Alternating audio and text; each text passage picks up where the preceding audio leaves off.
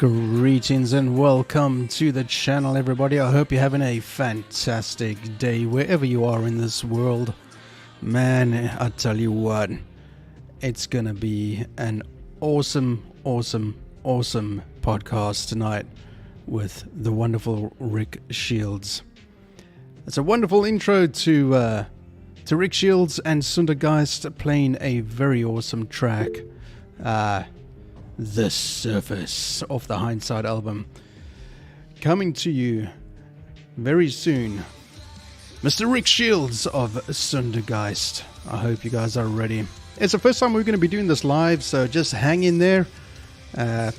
Should be good to go momentarily.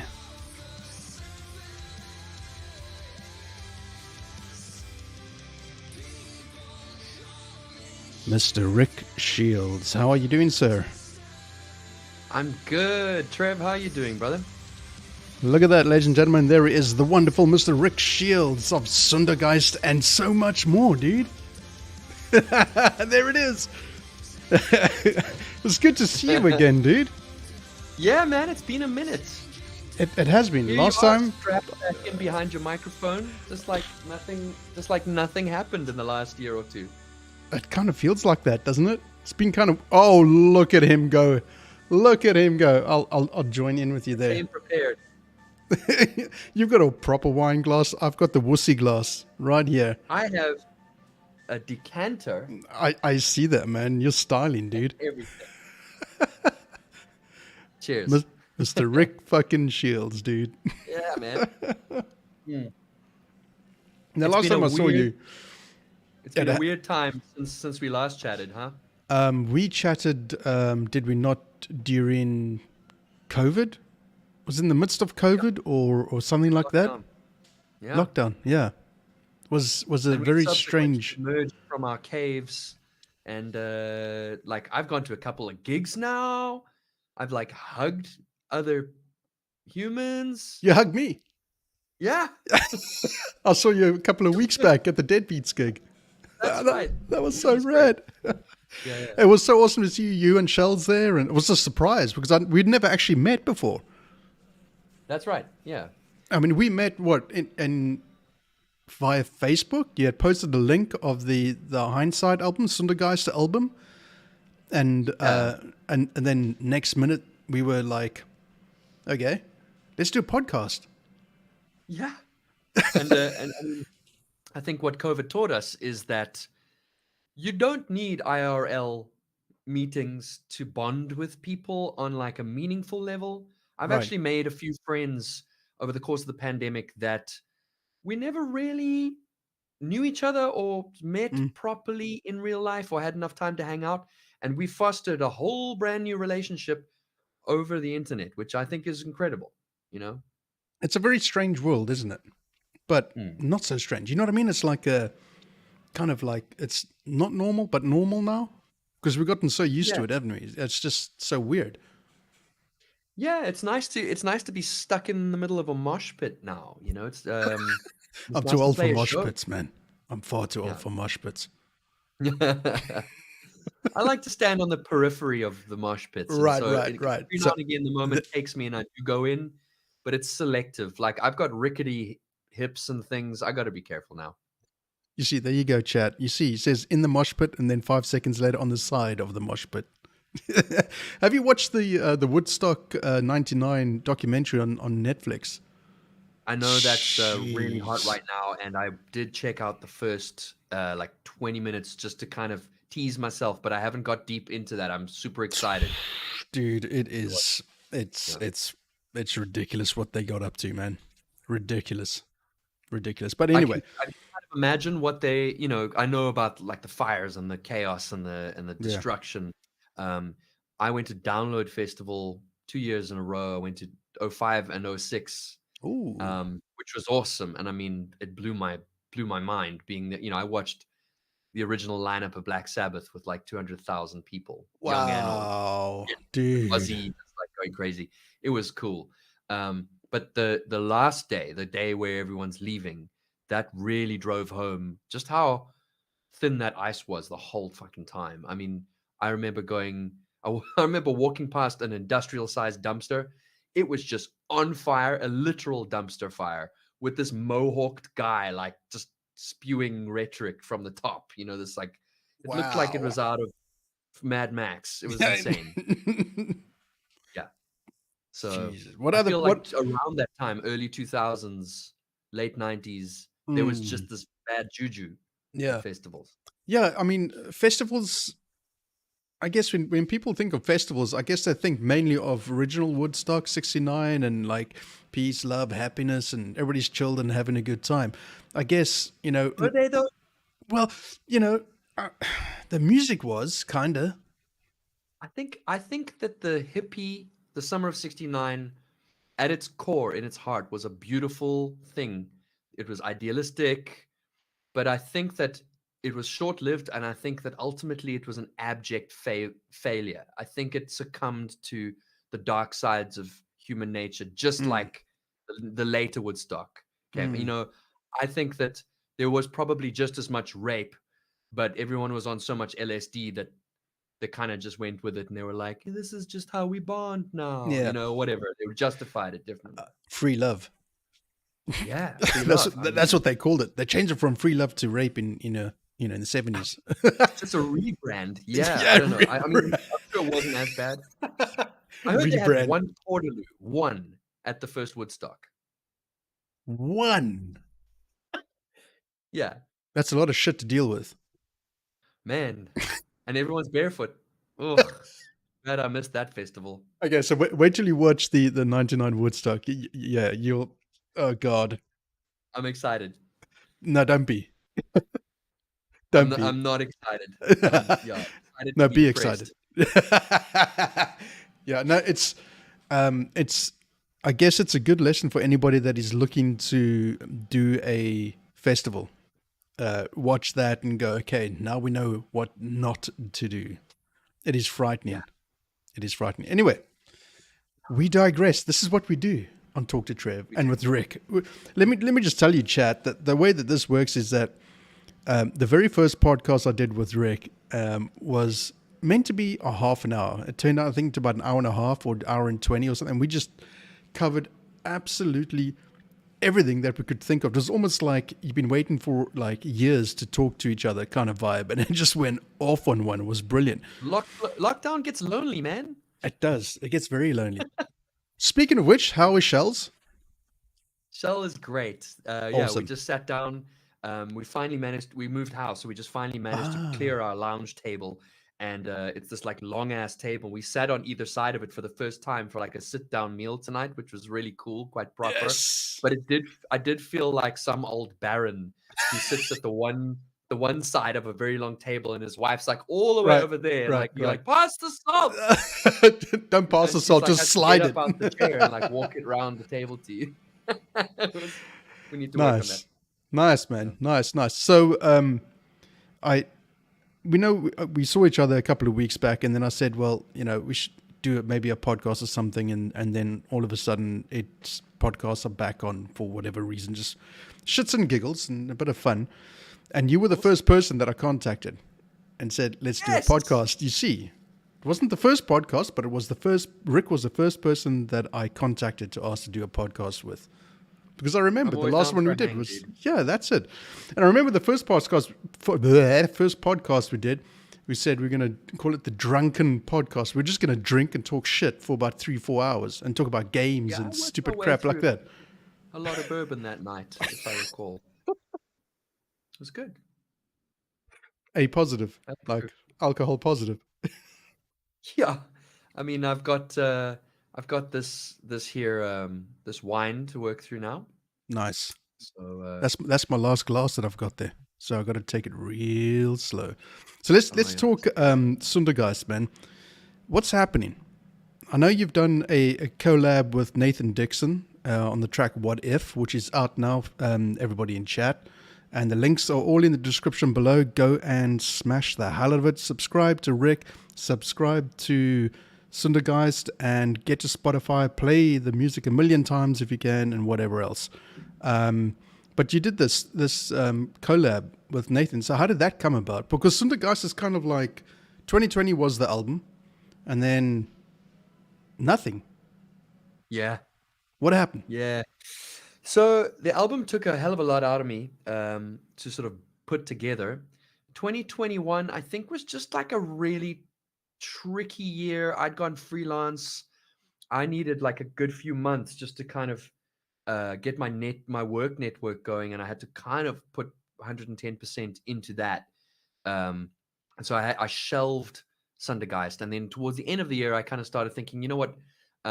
Maybe as a way to restart the engines, what I should do is just collab with some people and just kind of have some fun.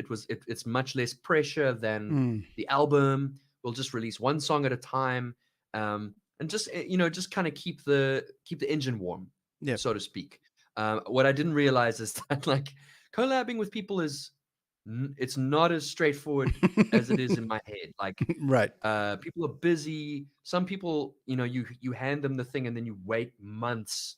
And like, I don't want to pressure anyone or make them feel like this is a job or an obligation. I want them to feel like, hey, okay, cool.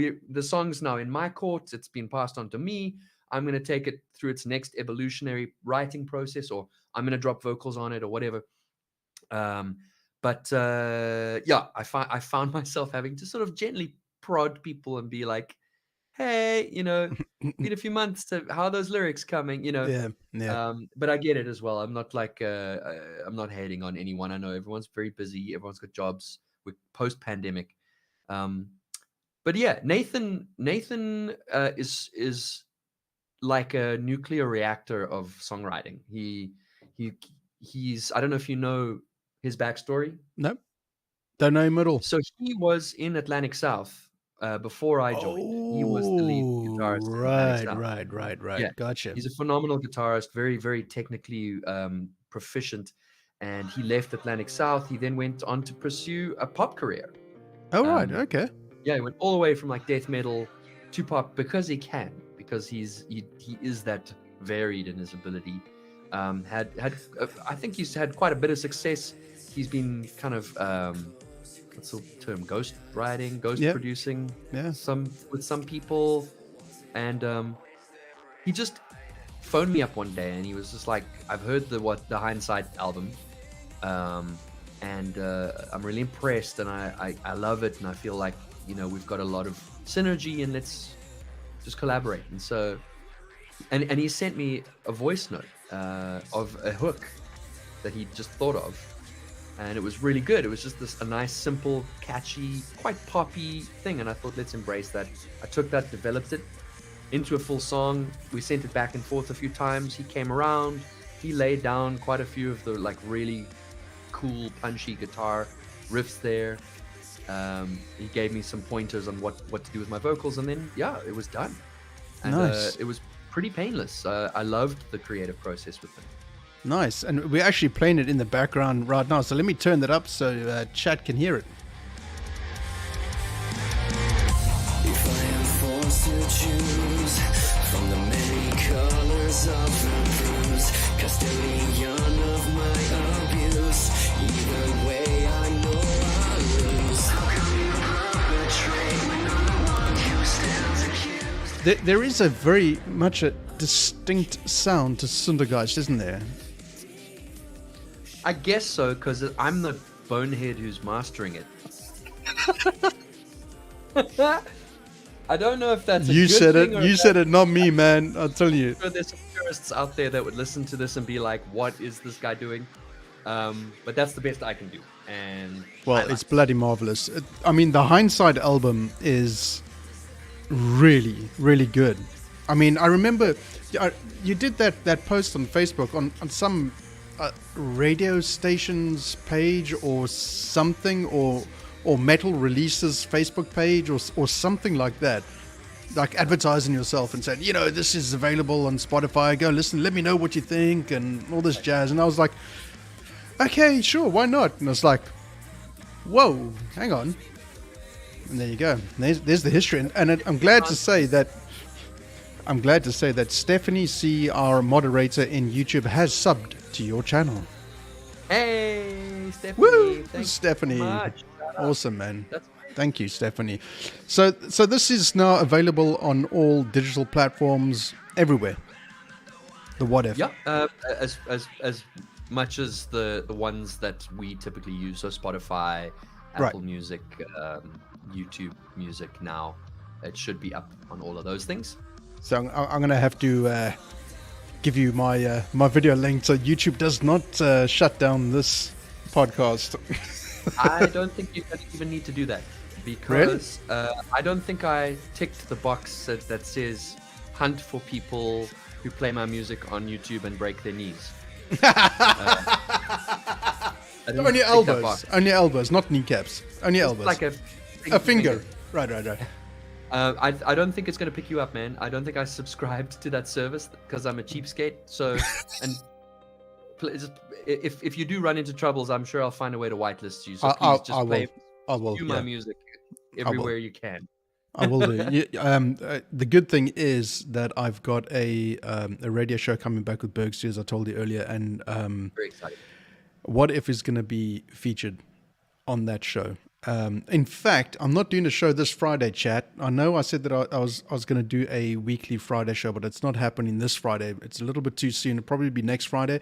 But this Friday, I'm going to record a show for you guys, and it's going to be What If is going to be on there. Okay, so awesome, there we go. Thank you very much for giving it some airplay. I'm very proud of that song. It's a great song. Yeah, Nathan and I think the fun that we had making it kind of shows. Yeah. It's kind of like when I first heard it, I was like, okay, it's like starts off like really mellowish, kind of like, because that's the thing. Okay, guys, you need to go and play Hindsight, the album, and go listen to it, and you go, where does this go? From the first track, you go, well, geez, it's Over Jehovah. That's my favorite track of all. And it's like, okay, so where does the album start and where does it go? You don't know how it's going to, it's almost like a concept kind of thing. And it's just the way that the album emotionally, it goes up and down, and it takes you on this little journey. And it's, in the end, you're going, makes me think a little bit. That hurts my brain. But I mean, that's the nice thing with Sundergeist. That's what I say. There's a specific sound to Sundergeist. There's this it's not like anything I've heard before. And that's a good thing. That's a really good thing. This is all making me feel amazing to hear this. I feel like a lot of the eclecticism stems from my ADHD, so I get bored easily, and I have to keep switching the channels, otherwise my brain goes dead. Right. I keep swimming, like a shark. Otherwise, if I stop moving, I die. And same works with my creativity, and so.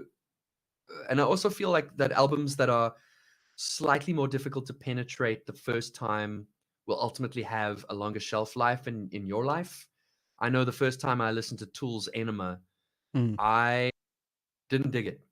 But there was maybe one moment in it which was compelling and made me come back. So then I went back and I was like, okay, yeah, that song's not so bad. And then I went back again and I was like, yeah, that song's great. What's this next one after it? Oh, that's pretty good too. And by listen number 5, I was like, I'm diehard. You were in. Fan. Yeah. Yeah. So what are the plans now? Now that you've done What If, which is a 22 release, is there anything new coming? Do you could talk about? I actually have 6 other collab tracks that have been on the boil at different stages of production. Wow. With 6 different other collaborators that have been kind of building for the last year or so.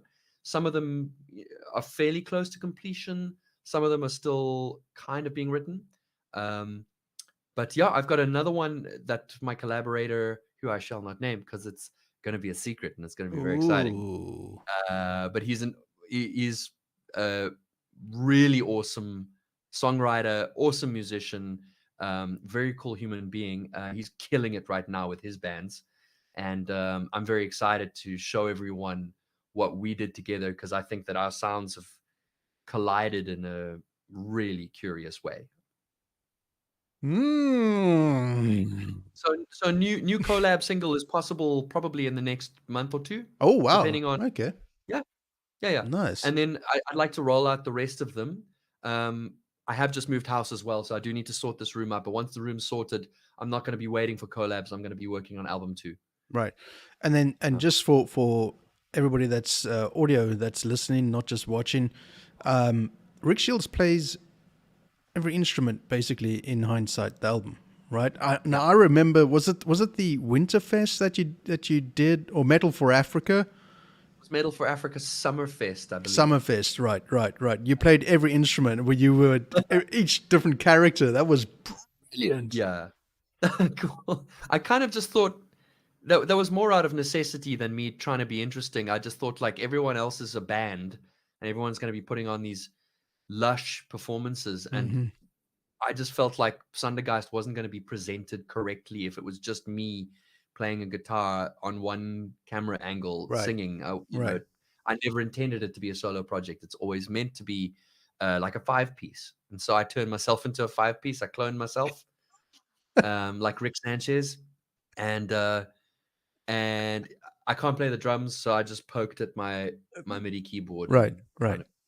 Made that work. But that there was one thing that you said at the beginning of that. The last song before I become a drowned panda or a drowned something raccoon. Yeah, it was absolutely priceless. Yeah, or something. I can't. You were sweating profusely. What on earth? That was brilliant.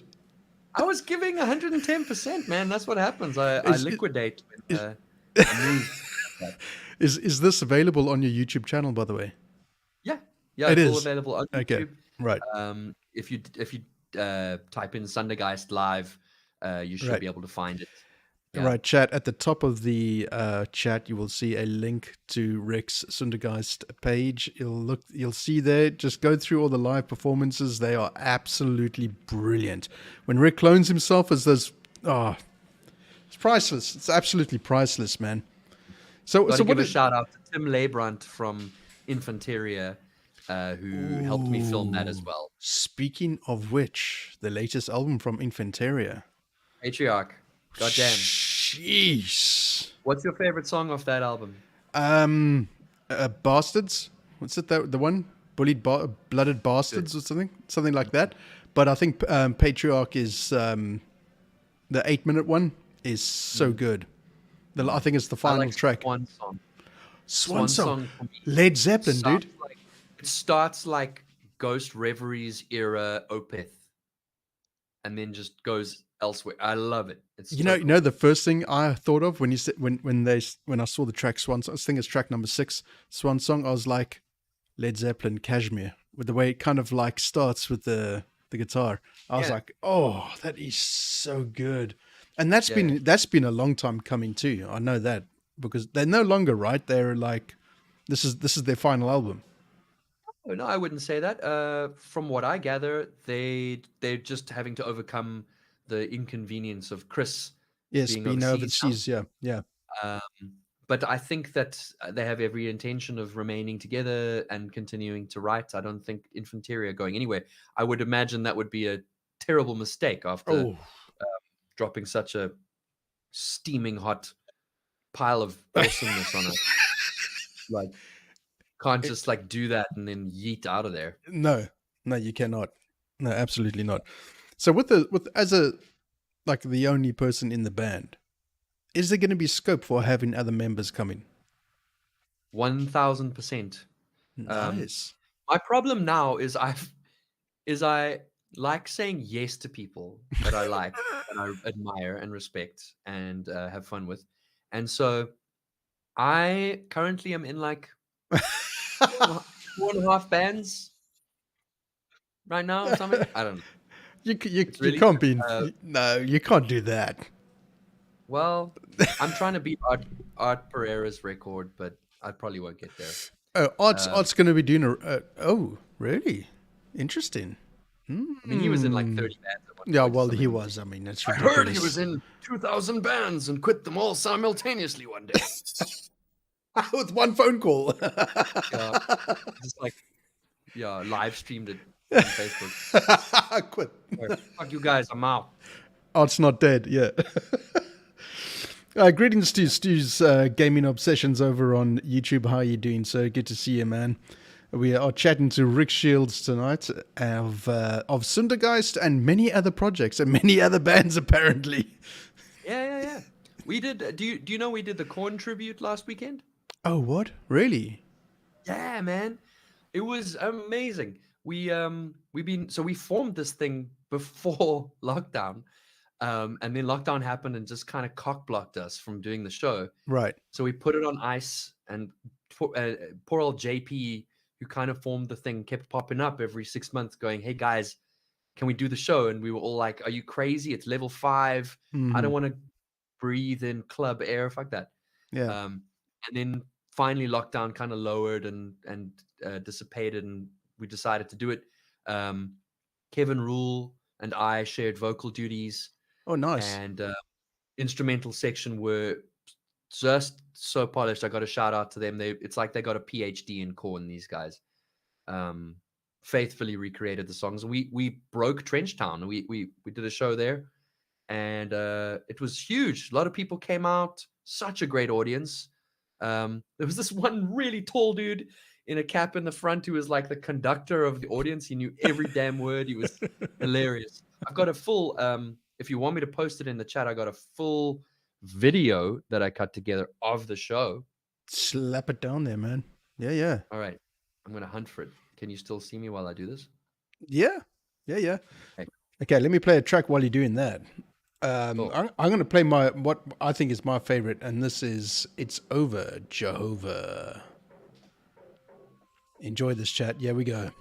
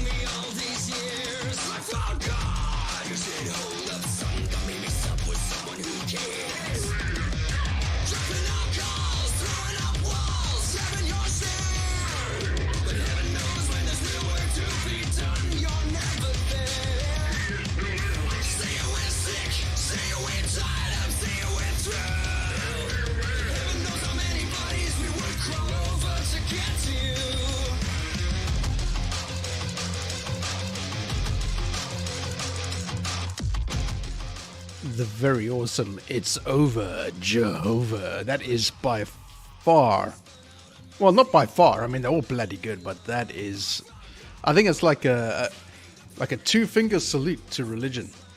Shoving your shit down my throat. There you go. That's what I think. And I agree. I just couldn't do an album without being crappy about religion, could I? I'm surprised you do something about politics, man. Or maybe there is something about politics. I don't know, chat. You'll have to go in and give it a listen and let me know. Oh, it's coming. It's coming. Oh, man. So have you written anything new for the next? Have you written anything new for a new Sundergeist album? I've got a whole new single written, recorded, written all the lyrics. Just need to record them and master that. That's going to be probably the first new single of new material that isn't a collab. So yeah, I've certainly banked a lot of material of kind of half-written songs for a new album, which I love, which I think could turn into full things. I've got folders of stuff on my computer of ideas that have been captured at various times in various states. Some of them are just like me going like, okay, it's like a Middle Eastern thing that's like, you know, and you forget that you do it, and then you listen to it 6 months later and you're like, that's fire. I have to make that into a full song. Right. Nice. He's a person that has ADHD. So how do you like combine everything together to make a song? Because you must be kind of like, but they're like all over the place. So how do you combine all that together? I think for a lot of my life, I had people telling me I needed to focus down, I needed to specialize, I needed to hone. And I think I reached a point where I realized that that will certainly take me down a safe path that'll help me guarantee some things and some level of success. Right. But that's not destiny. And I find that actually the way I create is I fully embrace the massive hurricane of chaos inside my head. And I try and externalize that. And that's my thing, is that you will be in that hurricane. You will be constantly surprised and constantly distracted. If you listen to Sundergeist, I will draw you into my way of seeing the world in a very scatterbrained fashion. And it doesn't it doesn't come across very scatterbrained, I have to say. It's like a well-oiled machine. Okay, great. Well, look, I think that's me trusting the process. I have a philosophy that's really helped me in all of my creative spheres, not just songwriting, but in my VFX, in my sort of digital art stuff, in whatever, in cooking, any creative exploit. And I truly believe that we are not the inventors or creators. As a creative, we don't create something from nothing. I believe that like my next single already exists out there in the cosmos in its perfect form, and I can only ever be a medium. I can only ever be the discoverer of that perfect song. So what that means to find it is that you have to trust the song. You can't force it down an avenue. You've got to really listen to this chorus and go, what do you need from me right now? You tell me, song, what do you need? What happens next? I'm not going to try and shove it, like put that square peg through a round pop hole just to get more listeners or be on trend. I think it's got to come from the source. You got to fucking harness that energy, man. Is it a hard thing to harness? Yeah. That's the end of that conversation. I go a little bit crazy to get in songwriting mode. Like I get into a state of real elevated stimulation. Sometimes it makes it impossible for me to sleep, so I'll go days without sleeping. It'll just affect my ability to give anything else attention because I hyper focus on the song and like forget having a conversation with me. I won't be in the room with you. I'm elsewhere. Yeah. For days. I mean, and as you can imagine, I still have to work. I still have to be a partner. Still have to be a family member and a friend, and that's all very hard when I'm not I'm not currently inhabiting my flesh. I'm elsewhere, communing in the ether. Yeah, exactly. Out there floating somewhere, trying to grab crazy. whatever. It sounds chaotic, but it sounds like it's a worthwhile endeavor for what the end result's going to be. I think so. Man. I love every song that I've put on this planet as Sundergeist. I don't think I'll ever get tired of them, and I feel like these songs are what I am doing to make my mark before I snuff out.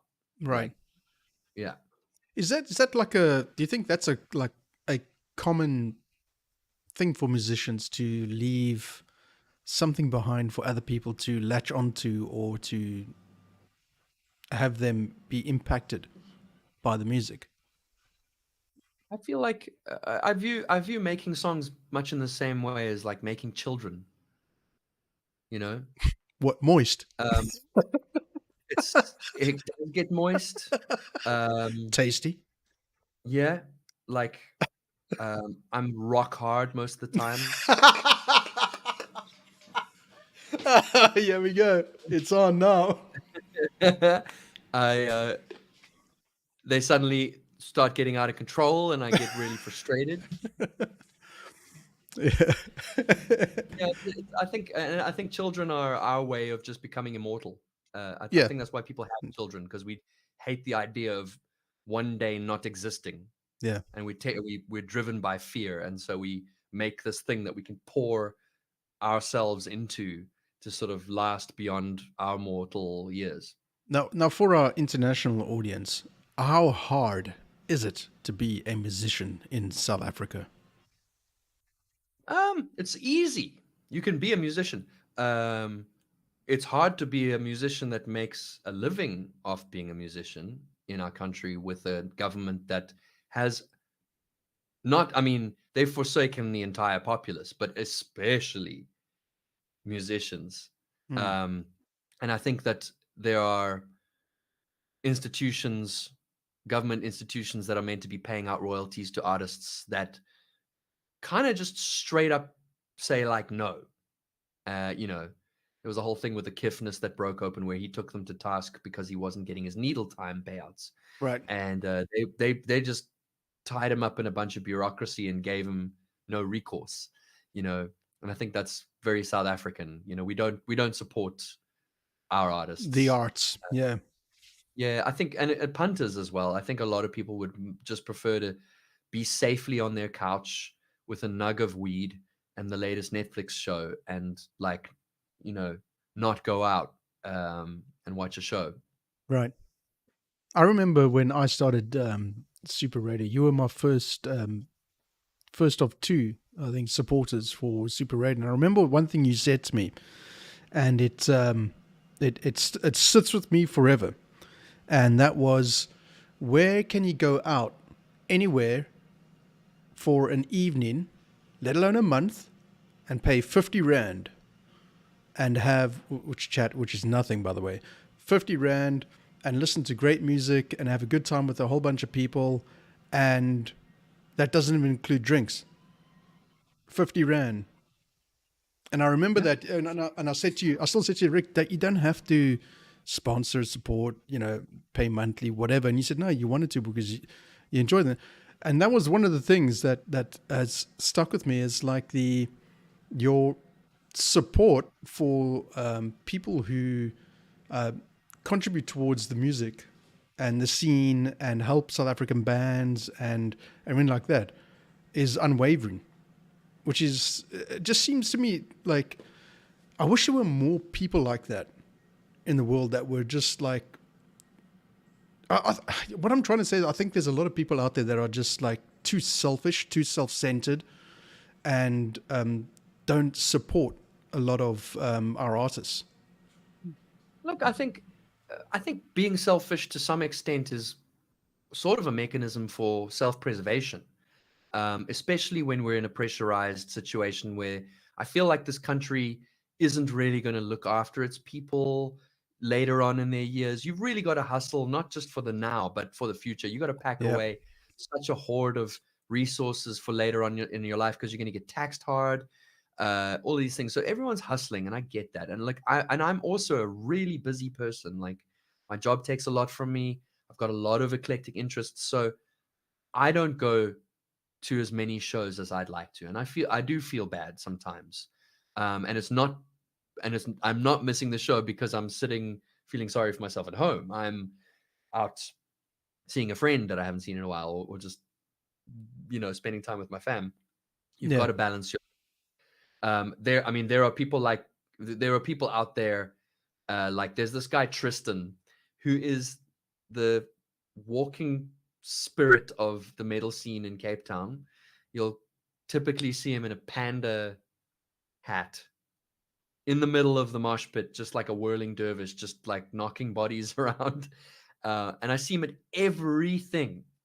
That guy is a diehard fan. I don't have the badge that guy has the badge. That guy is amazing.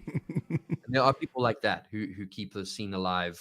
It's like this vocation for them. It's truly amazing. What is the because I'm definitely not up to speed with venues in Cape Town. There's been quite a few that have closed down because of COVID. They have what was the Mercury? Gandalf's. Yeah. Oh, Gandalf's closed? Shit, I didn't know. Well, it was acquired by new owners, and I love this. This proves that gay people always have more fun than straight people. Middle of level 5 lockdown, the new ownership decided that was the time to advertise this new space as a gay cruising joint.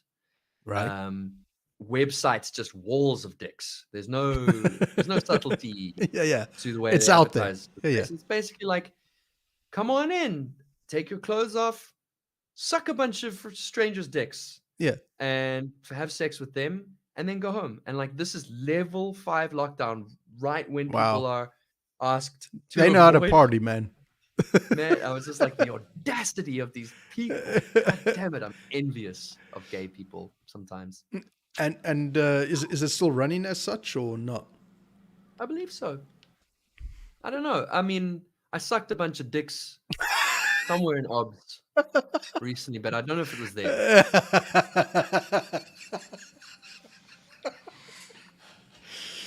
Oh, chat, it's on now. Howdy to Drunken Dragon Gaming. How you doing, man? Good to see you here. We are chatting to Ric Shields of Sundergeist and many other bands. Yes, indeed. So Rick, what is next, man? A single, hopefully? Is it going to be a Sundergeist single, or is it going to just be another collab single first? I think I'm going to probably just meter out the collabs just to kind of keep providing new things. Then I think I'm going to put out an album. I like putting out albums. I am old school like that. I know that the album is kind of dead nowadays, but I like a cohesive body of work. But I sat up the other night and I was like, it's all very well looking to put together an album, but actually I need to do the live band first. I need to form that. I need to recruit. I need to find people that are comfortable with me running it like Kim Jong-un, because it's going to be a proper, like, iron-fisted autocracy. There's going to be, it's like, well, you've got a suggestion? Put it in the suggestion box. I wipe my ass. The one that I set on fire every night. There, and you play that. You think you're going to be successful in finding people that are comfortable doing that? I do. And I don't actually mean it to sound that scary. Really, I think that my vision is very clear with this band. And I know, as a musician who's belonged to other bands, that I love the idea. Just, if you want me to write songs and get involved in the nitty gritty and be part of the creative engine, that's cool. And explain that to me up front.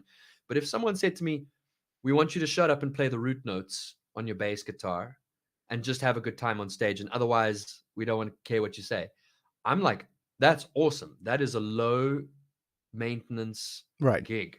I get to have all the fun and none of the responsibility. So I think that there are people that would love to be in that position.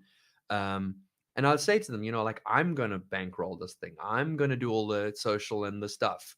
You just have to, smile and wear the thing and play the stuff and have a great time. How does the ADHD come into play there? With if you're going to manage like the band, the media, Facebook, socials, is that like a really comfortable thing if you've got ADHD, because it's just like so frantic? If I manage it correctly, I see it as a superpower.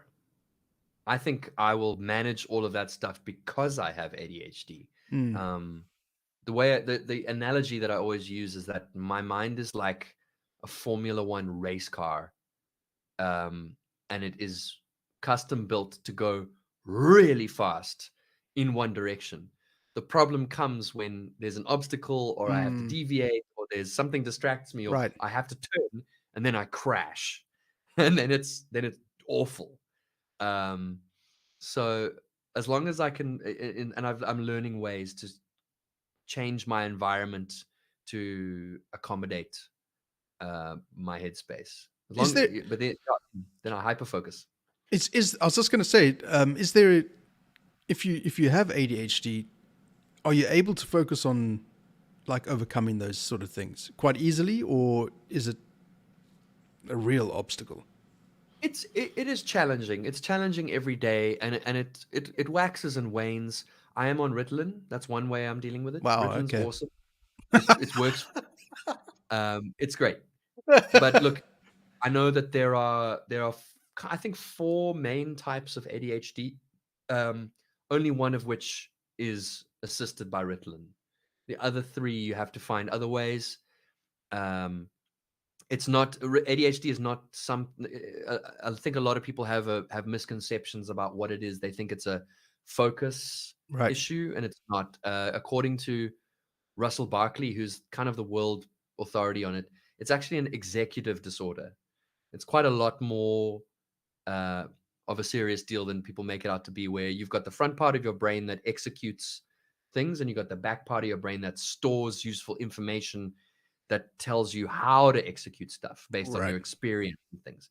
And ADHD people have like a giant rift between those parts of the brain, where a simple example is like, I see you, I know you, we've chatted at length, but I'll be like, what's your name again? Like, because it just, like, I know you, I have all that familiarity. It's not that I don't recognize you, I just can't access that neuron that stores your brain, and it's really embarrassing and frustrating, like a lot of the time. Well, there you go, chat. Ric Shields of Sundergeist, the man with a big rift. I don't know how else to put it, actually. Okay, anyway. Okay, what should we play next? A little snippet of. Should we do Weatherman, maybe? It's chill, and I love that song, and it's beautiful. I would like you to play that. Okay, let's have a quick little listen. Here we go, chat. This is Weatherman from Sundergeist off the Hindsight album. Available now. Take off your clothes. Take off your clothes, chat. Touch yourself if you want. Oh, saucy.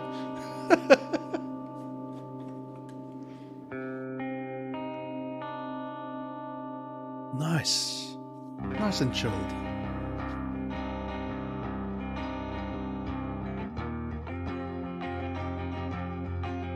What tuning is that in? All of my stuff is in drop C. In drop C? Because that's like a one of Lithium's tracks. They do some weird alt from the Xenon Super Troopers album. They do a weird tuning. Anyway, yeah, we go, chat. That alt, it's more, it's just drop D, but one step down. So it's kind of a good middle of the road beefiness without going all the way to the key of doom, which everyone's doing nowadays. Yeah.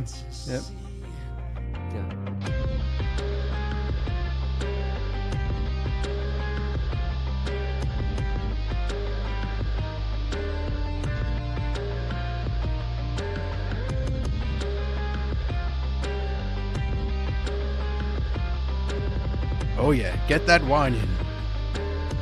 It's all finished now.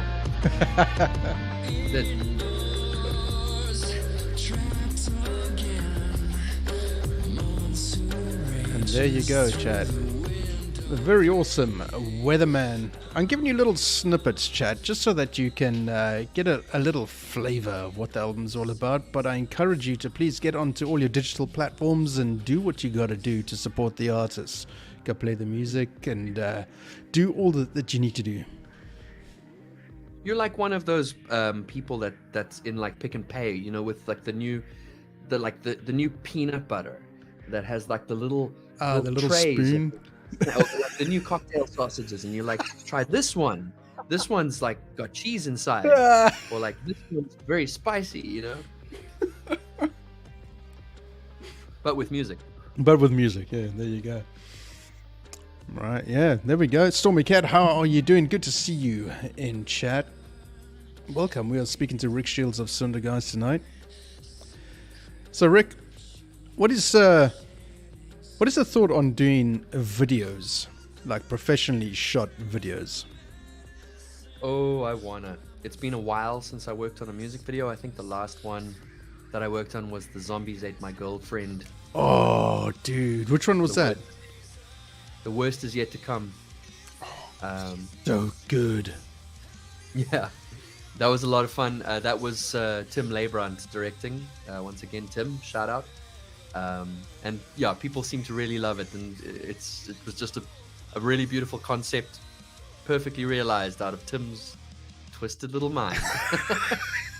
And I got to be a part of that. Are they Zombies Ate My Girlfriend? Are they still a thing, or is that kind of on hiatus? I'm not sure. I get the feeling like they are on some kind of indefinite hiatus. I'm not really totally sure. Okay. Yeah. Interesting. Because they did very well overseas, didn't they? Yeah. Oh yeah. I mean, they went to Wacken. Oh, that's right. Yes. That was what was that? 2016, something like that, or 2015, or it might have been earlier than that. They went over there and made us proud.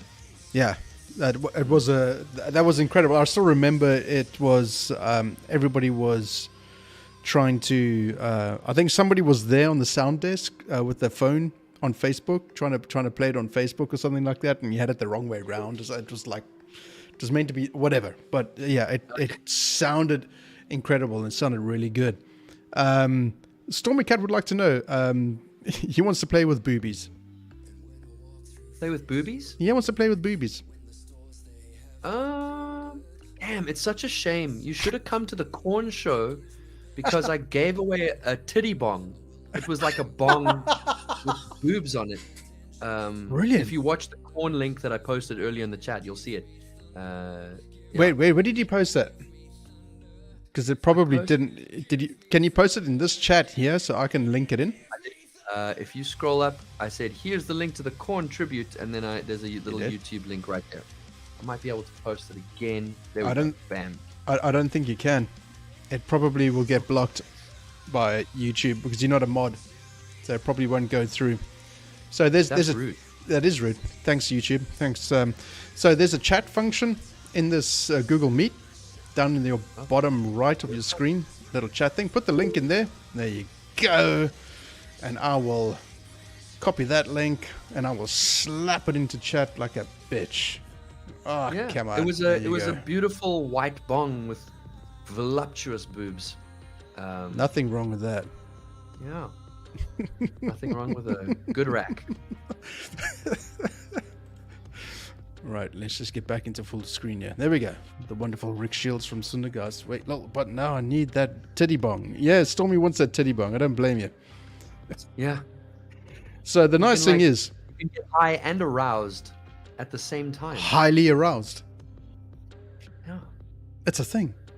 It's a thing. So what? You play games, right? Or was it Shells that play games? No, it's me. I play games. Shells not much of a gamer. I've really tried to rope her into all sorts, and she's like you, man. She likes squeegeeing windows and spraying for roaches and mowing the lawn. And I'm just like, you're not normal. You haven't killed any zombies in the last 10 minutes. What is this game? This is not a game. Yeah, it's my channel is mainly about gaming and stuff like that. So what is your favorite shoot 'em up game? Oh man, easy to answer that one. I'm probably going to be such a cliche, but the Doom franchise, probably from start to finish, actually, from the first Doom that came out till Eternal. Mm-hmm. I can't think of a better gaming experience. It's just everything I wanted. They knock it out the park every time. Doom 3 was amazing. Yeah. Yeah. No, I agree with you. I mean, I started playing some of the original Doom stuff on the channel, but it's kind of hard playing the newer games and then going back to a really old retro game and playing it. It's like, graphic wise, not so good. I see a trend. There is a trend now where people are building retro-looking games, like sprite-style 3D games, but with modern tech, and sort of they're kind of finding that sweet spot. It's almost full circle. It's almost full circle, but modernized. Yeah, and it's interesting, and even the gameplay is dumbed down. I think we went quite far down the one side, which is great, where it was a lot of mechanics and storytelling and stuff, and now people are swinging the other way, where they're like, I just want to gib as many moving things as I can. The time it takes to finish this level. No, this is Look, for me, as part of what my gaming channel is Wussy Gaming. Says everything anybody that comes to the channel needs to know. You are not gonna get shoot 'em ups Okay, I played Sniper Elite 5. I lie. Okay, I played a little bit of Doom, but I actually put a poll up for the members of my channel. What game would you like to see me play? And one of them was Doom Eternal. The problem is, that shit's expensive. Games are expensive. Wait for a sale, man. Wait for a Steam sale, and Gaben will bless you with a little green tag. Like, What is get it on sale. I'd never buy a game that's not on sale. So you're a PC man. I'm a PC master race. There you go, chat. PC Master Race is Ric Fuck Shields. around with the consoles, peasant. The nice thing about Rick, chat, is that you're going to get 150% honesty. Sometimes over the top, but always welcome. It's refreshing. No, look. The truth is, I'm a VFX artist. I have to right now. I'm actually doing. Check this out. I wonder if I can show you. Oh no, it's actually it's kind of secret. It's kind of sensitive. don't show me. Don't show me. It's for a brand of alcohol, Ooh. and basically, it's for a big billboard at the waterfront. Oh, nice. Biggest job I've ever quoted on, and it's fluid simulations of like liquid sloshing into this thing with like all these garnishes, and it's all like proper simulation. You need like quite a beast of a computer to do that. So my computer's built for my job. Right. One of the perks is that I can run games on Ultra. Nice. Which is great. That's right. Because not only is Rick a musician, but you are fully into the whole graphic design and all that sort of stuff. Some of the stuff that you've shown me, correct me if I'm wrong, Woolworths was one of them, was it? Yeah. I've done some work for Woolworths. I was the voice of Woolworths retail for. That's right. Yes, so voiceovers. Voice and anything else. But I've photoshopped some of their food. Nice, dude. So I mean, you really are a man of many talents. But I mean, it's typical though of a musician to be involved in like graphic design and voiceovers and everything that's artsy. Really, painting? Do you do painting?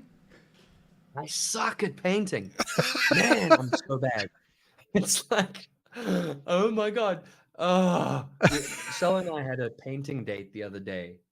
And like in my head, I can see it. I can see it unfolding, this fucking masterpiece. Caravaggio, like scene, this beautiful Renaissance thing. And then it's just like my first painting, like a 5-year-old did this thing. A stick figure. Yeah. Like I can. So like I can if I've got a pen or pencil, I can like sketch all right. Like I'm pretty good. I'm just like above stick figures. Yeah. You know? Yeah. Painting, damn, that's tough. Especially like watercolors. Yeah, watercolors are subtle, aren't they? They're like you can kind of control Z, you know, like you fuck it up. You just paint over that. Yeah, yeah. But like watercolors, if you fuck it up, that's over now. Yeah. Yeah. Props to fine artists. You guys are the real deal. No, yeah. No, look, I can't say I've ever.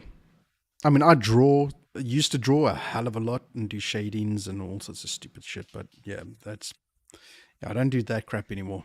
Not crap. Sorry, I don't do that stuff anymore. I just can't anymore.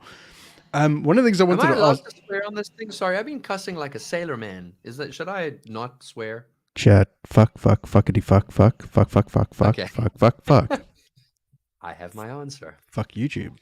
There you go. You're allowed to swear. You just can't say the other one. Yeah. The other one has no place in the English language. You so want to say it now, don't you? Fuck yes. Streisand. That's the one. Yes. No, we won't say that. Have you ever thought of doing like I know, because I know Kevin Rule does this, like voiceovers for international movies. Oh, here we go.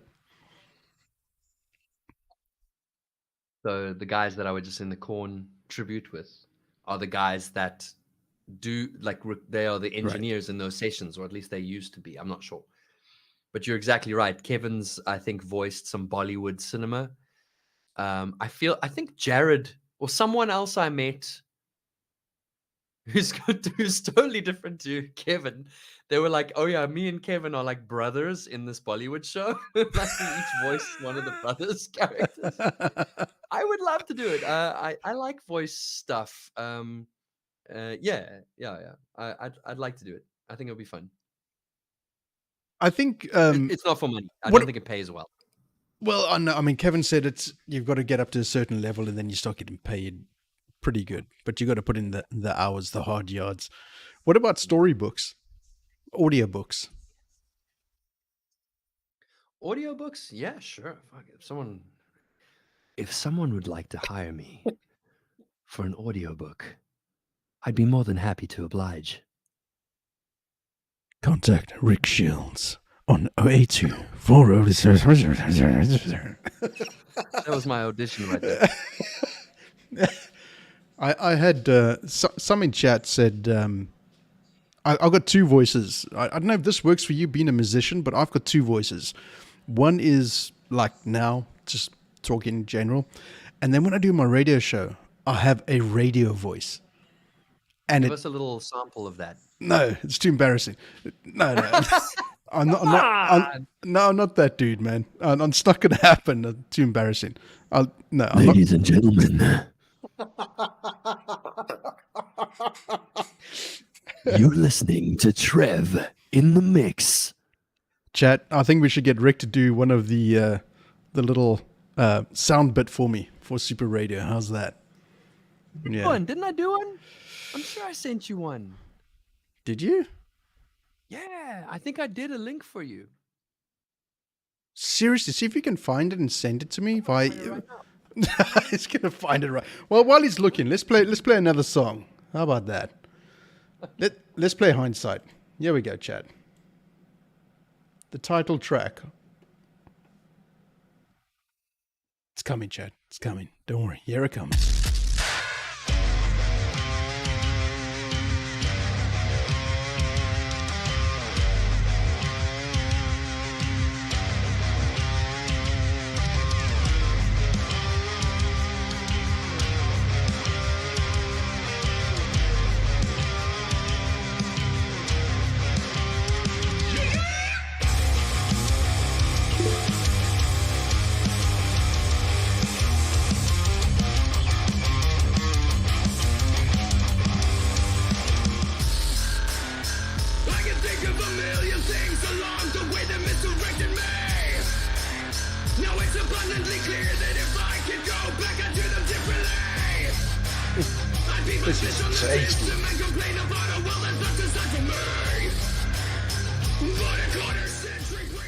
Available right now on all digital platforms. Mr. Ric Shields and Sundergeist. You know what to do, chat. If you are liking those tunes, go and search for Sundergeist.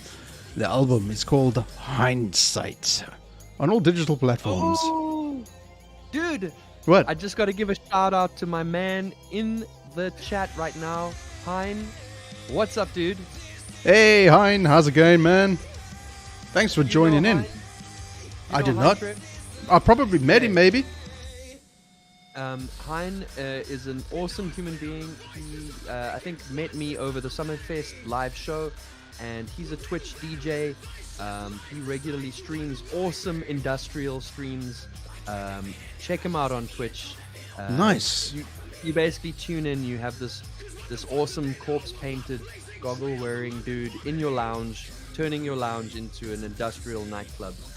Man, that is interesting, Hein, because that's actually one of my questions is where do you see the future for artists and their music being on places like YouTube, Twitch, TikTok, and all that sort of stuff? Where is that going? So I'm kind of old, and the question I ask a lot of the time is like, what's in it for me? And I ask that question a lot, and no one can give me an answer with Twitch. Until people like Hein and my other friend Malcolm sort of sat me down and they were like, look, Twitch is kind of interesting if you look at it differently. Like, it's not like YouTube. It's all about the live. It's all about the community interaction. And it creates a perfect scenario where you can get a DJ right into your living room on demand playing songs you like. What's not to like about that? So suddenly I saw the potential for reach. Heinz actually connected me with some people in the States, in the UK, to talk about potential collabs. Hein, I'm sorry I haven't got on that yet. It's been a bit crazy with the house move. I will get on that. But yeah, you know, it's great for networking. It's how people do it now. TikTok, that's another thing. TikTok, I think, is just, I'm glad it exists because it's a place where kids can take all their shit ideas and just put it in a place that I never go. Yeah. That's TikTok. You mean the rubbish bin? Or the dustbin or whatever. No, goes and gathers up all the cream that floats to the top of that shit pile. Right. Yeah. Puts it in a compilation. Puts it on YouTube for old fuckers like me. I think it's interesting, Twitch. I have my dislikes about Twitch a lot as a streamer. Okay, purely because you got to be massive tits and in a hot tub if you want to get followers and whatnot else. But what I do like about Twitch is the music aspect of it. Now, I've heard it from people who are in the know with Twitch executives or whatever the hell you want to call them. They say that they've got a blanket cover for all artists and all their music, and they're the only streaming platform that does that. Now, I don't know if that's true or not. If that is the case, you know, why isn't there more people on Twitch doing what Hein does and live DJ stuff, or is it just such an early concept? I think, I've found in my very limited trolls through Twitch that's happening. It is there. If you go dig around in there and you kind of wade through the big titted chicks like slathering their tongues all over microphones and the people playing games, I never really understood like watching other people game when I could be gaming myself, but that's probably my ADHD brain. And then there are some niche ones which are pretty cool, but they're niche. So it's like if you want to watch people painting miniatures like Warhammer things, or my friend Malcolm builds keyboards, which is amazing. Like there's a whole fucking community out there. Then that's your kink. Then cool. But for me, what really stood out was what Hein does, which is this DJing thing. And it's fun, and everyone's in the chat just interacting, and there's cool, you know, it's also gamified. It's heavily gamified. So the more time you spend in the chat, the more points you accrue. And once you've accumulated enough, you can spend it on unique things in that person's channel. So this person might have set it up so when you get to 1,000 points, if you spend it right now, I will drink a can of baked beans or something. You know, like I was just waiting for you to say a can of piss. That's all I was waiting for. Yeah. And then they have to do it once you press that button, you know?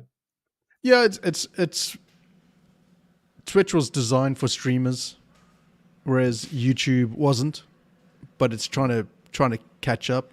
But I still prefer YouTube for whatever reason. But yeah. I like YouTube because things live in perpetuity. I mean, I'm a not live content creator currently. I know Hein is trying to get me to start streaming myself, and I would like to do that. I do have plans to start it, maybe even do like some Sundergeist DJ sessions or whatever down the line. But for the time being, that'd be very interesting. That'd be very interesting, and also a good marketing platform to get the name out there and to get people interested and stuff like that. But if you're not involved in that and people play your music, do you get paid for that on Twitch? On Twitch, I don't know. Maybe because you do. Yes, you do. You get like people subscribing, and people can like tip you. So I'm talking about like a royalty for playing your music. If somebody else plays your music, I don't think it's so much about royalties. I think it works more on the mechanic that like if people dig what you're doing, they support you with a subscribe, or there's people are encouraged to like buy a sub for someone else or whatever, you know. Right. Okay. It looks like Hein and you need to get onto something, I think. I think Hein's eager to have that Hein, happen. what are you saying, Hein? And why not? I mean, you see, I would love to do a DJ set like that and just play whatever the hell I wanted without worrying about YouTube shutting me down. But obviously on Twitch, that could be a lot of fun. That could be different. I think that Twitch also, if you end up playing copyrighted music, it kind of flags you and limits what you can do. I don't know. I don't know that much about it. But yeah. Neither do I. Be careful. Yeah. I guess. I mean, it's just one of those things. So, where do you see yourself in 2 years' time, Rick? That'll be what, 2024. I will have dropped album 2 by then. I will have the live band. We will have played our first show. I probably will have tried to snort cocaine out of a hooker's butthole by that time.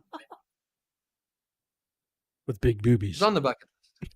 And I have to do that while I'm young. A booby bung. Yeah.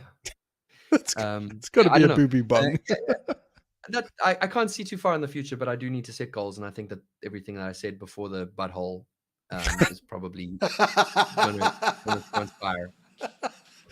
I'm just waiting for Shells to come behind you and give you a big slap upside the head, man. All right, Chad, we're gonna play one little snippet, and then we are gonna be done with the chat. What do you want me to play? Your choice. We've been talking a lot about ADHD in this chat stream. Mm-hmm. So I think you should play Pandemonium, because that's literally about living with ADHD. All right, here we go. Pandemonium. Everything's fine. The truth is misaligned, and everything is in decline. Long gone are the days when I could think in a straight line. So take my life's design and stick it where the sun don't shine.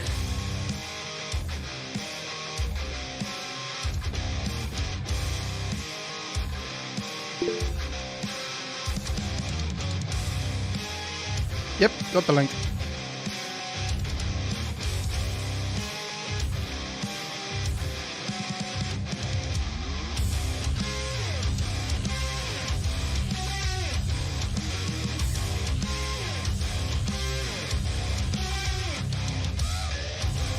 Oh, that's a tasty little wow.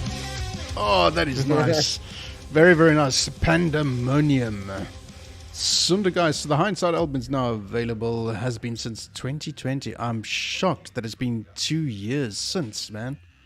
Years, man. I've got to do like a kind of like re-up for that album. I was thinking 16th of December this year, I got to do like a, hey, 2 years since this album dropped, because it's like the coolest thing I ever did, you know? Well, now to kind of remind people of it, and I've met a lot of people since I dropped it who probably have never heard it. So, yeah. So don't forget, chat. Nathan Dixon and Ric Shields got together and did a track called "What If." It's also available on all digital platforms. So please go and support the artist and play the music. You know what to do, chat. Indeed, Rick, man, for your children, get them indoctrinated young. That's is what my recommendation, you know. Absolutely agree. Put them in a room and put it on repeat and just straight jacket for like a few days. And like when they come out, you know, I'm sure that they'll just be really functional and better behaved. Also, you can just take a holiday for a couple of days. That's what I think. That is the way to do it, Rick. Rick, man, it's been awesome to chat to you, dude. And I've got a bit of a surprise for you. And I'm sure that I know you're a fan of lithium, right? Oh, we lost connection. Trying to reconnect. That is not good. Oh no! Come on. Are we still live? I think we're still live. We're just trying to reconnect. So chat, while I'm waiting for this to reconnect, Rick, you know what I've got coming up next week? What you got? David Beretta Owens podcast. Hey, cool, man. I like him. I won't say that I know him very well. But I really enjoyed chatting to him at the Dead Beats show. Very cool guy, very talented, extraordinary singer. Like, I mean, it's one thing watching a Lithium show, and like he was always great there, but when you watch how versatile he is when he does a whole swath of 80s music that you love, and he smashes every single one out the park. It's like, Absolutely. So yeah, chat, that is coming up next week. I get to chat to David Beretta, owns the lead singer from Lithium, as well as all his solo projects and whatnot else. Anyway, it looks like we have lost network connection. That is wonderful. Perfect timing, actually, to come to think of it, because we are actually now finished with the podcast. Rick, man, I appreciate you very much, and I very much appreciate the fact that you're taking the time out of your day to spend some time with me, man, and tell me some awesome stories and have a laugh with me.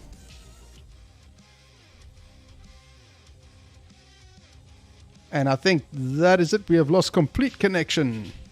How unfortunate, but there we go. Alrighty, chat. That was Ric Shields from Sundergeist, and we are done.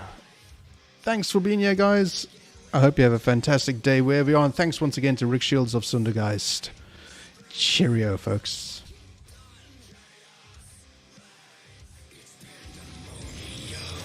Had me in motion, and I set the thing in motion. Let my precious thoughts go lost inside all the commotion, and my unfinished symphony sink into the abyss. I still have no idea where the fuck I was going with this.